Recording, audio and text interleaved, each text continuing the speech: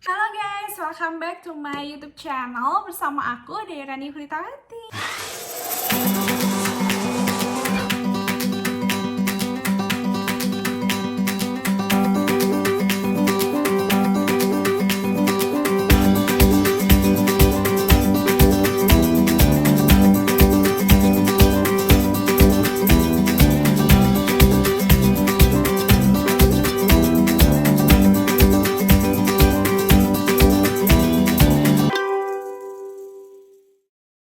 Nah, kali ini kita akan bongkar fakta-fakta tentang COVID-19, teman-teman. Di sini kita akan bermain benar atau salah, oke? Nah, teman-teman yang udah penasaran tentang fakta-fakta COVID-19, yuk kita mulai dari sekarang.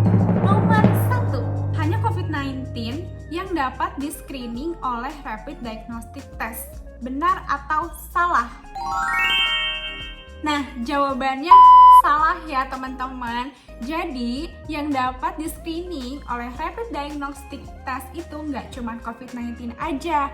Ada banyak penyakit yang bisa di-screening oleh Rapid Diagnostic Test. Contohnya ada dengue, fever, atau demam berdarah ya teman-teman. Terus ada HIV/AIDS, itu juga dapat di-screening teman-teman oleh rapid test. Ada hepatitis, terus ada COVID-19.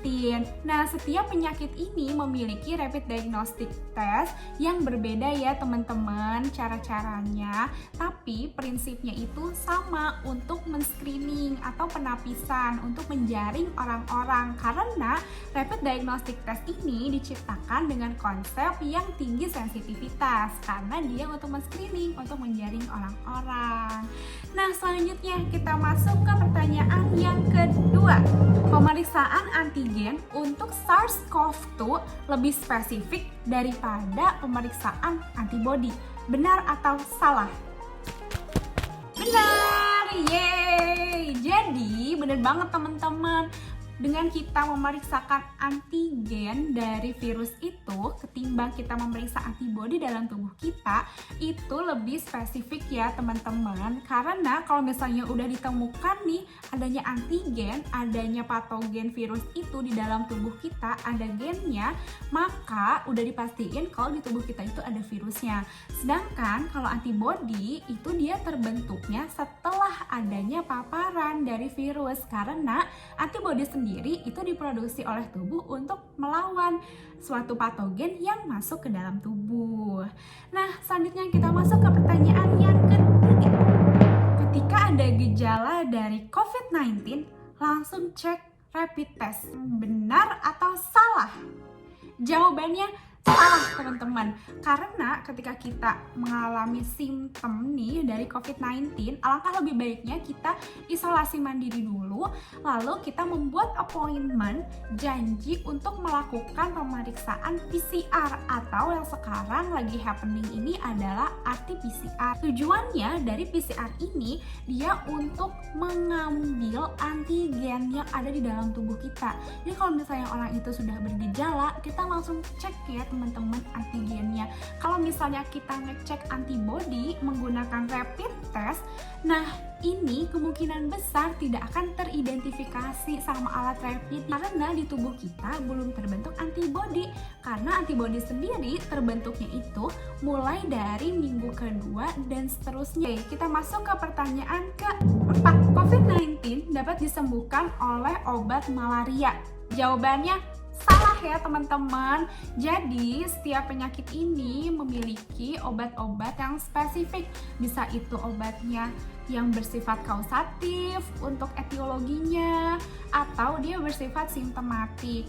Nah, untuk COVID-19 sendiri ini dia kan virus ya teman-teman. Sampai saat ini karena dia ini merupakan penyakit yang baru, dia belum ada obatnya. Jadi pengobatan yang dilakukan untuk pasien-pasien yang positif COVID-19 ini merupakan terapi suportif, yaitu terapi untuk meningkatkan imunitas tubuh kita. Obat anti malaria ini nggak bisa diberikan kepada orang-orang yang positif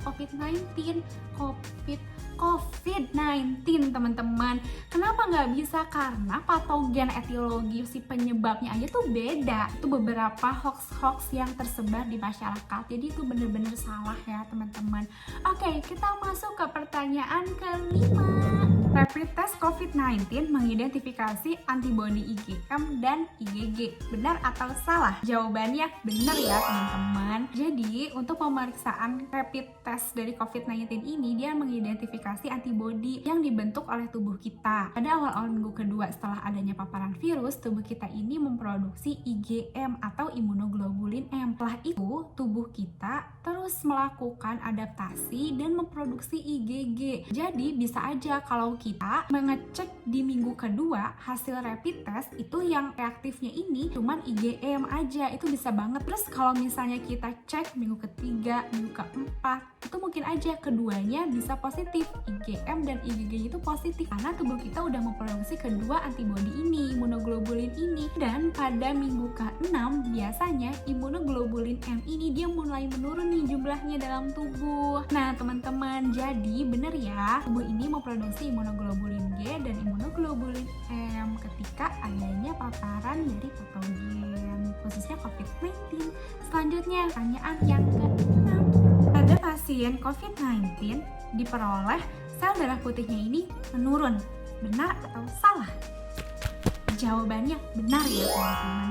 Pada orang-orang yang positif COVID-19 diperoleh hasil white blood cell-nya atau disebut juga leukopenia ya teman-teman. Jadi jumlah sel darah putihnya ini menurun.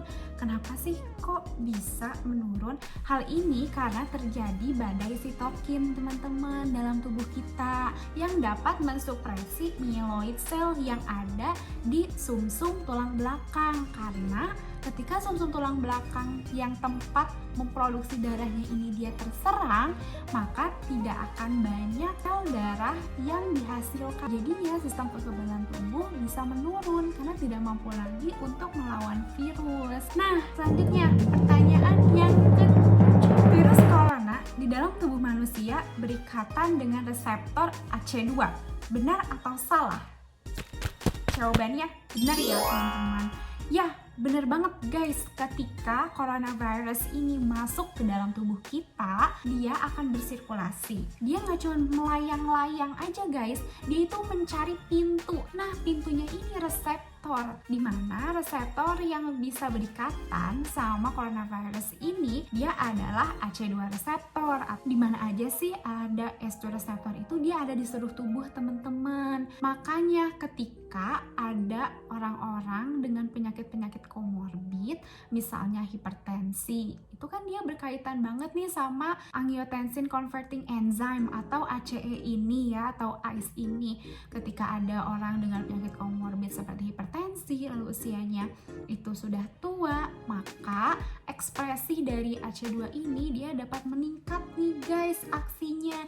Jadinya makin banyak badai sitokin, jadinya orang itu tidak memiliki kekebalan tubuh yang adekuat untuk melawan virus karena seluruh reseptor AC2 ini telah berikatan oleh virus. Jadinya makin aktif deh virusnya di dalam tubuh. Simpel kan kayak gitu guys. Gimana caranya coronavirus ini dia bekerja di tubuh kita.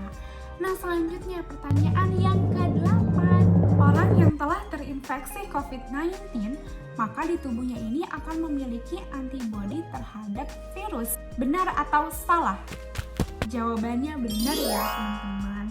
Yaps guys, karena ketika ada apapun antigen yang masuk nih ke dalam tubuh kita, itu akan dikenali oleh antigen presenting cell, yaitu sel-sel yang bertugas untuk mengenali dan memperkenalkan ke sistem imun kita mengenai patogen atau antigen yang masuk nih ke dalam tubuh. Tujuannya untuk menciptakan sistem kekebalan tubuh yang spesifik atau adaptive immunity. Nah, kalau misalnya amit-amit, jangan. Kalau misalnya ada orang yang udah terinfeksi, maka dia itu udah memiliki antibodi. Ada sisi positifnya teman-teman. Karena kalau misalnya dia udah punya antibodi, ketika ada second exposure, dia terserang atau kena lagi nih dengan COVID-19 atau virus yang sama, maka respon tubuhnya ini akan lebih cepat daripada sebelumnya atau daripada orang-orang yang belum pernah terinfeksi. Tapi ini pada orang-orang yang tanpa komorbiditas dan yang sehat dan usianya ini masih muda. Nah, selanjutnya kita masuk ke pertanyaan nomor 9. Jika seseorang sudah positif antibodi,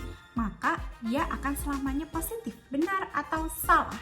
Jawabannya benar ya teman-teman. Jadi kadar antibodi yang telah diproduksi oleh tubuh, dia itu akan selamanya ada di dalam tubuh. Makanya ketika seorang yang sekali hasil rapid testnya ini positif, maka dia akan positif terus menerus karena antibodi di dalam tubuhnya ini telah ada. Maka dari itu rapid test tidak bisa digunakan untuk monitoring dari proses pengobatan. Untuk monitoring dari proses pengobatan ini digunakan PCR, karena PCR ini mengidentifikasi antigen. Ketika di tubuh telah tidak ada antigen, maka hasil PCR ini bisa negatif teman-teman. Kalau misalnya udah negatif, berarti tidak ada lagi antigen virus yang ada di tubuh kita. Nah, sekarang kita masuk ke pertanyaan ke-10.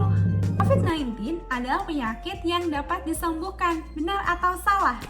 Jawabannya benar. Yeay!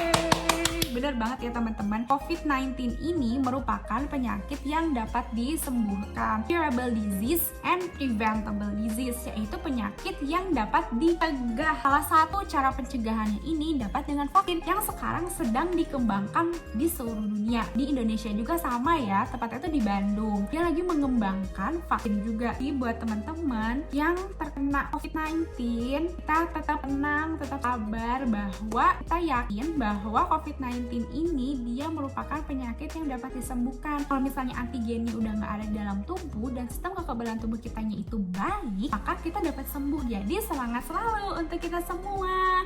Oke guys, itu 10 pertanyaan benar atau salah mengenai COVID-19. Kalau teman-teman suka sama video ini boleh like, kalau nggak suka boleh dislike.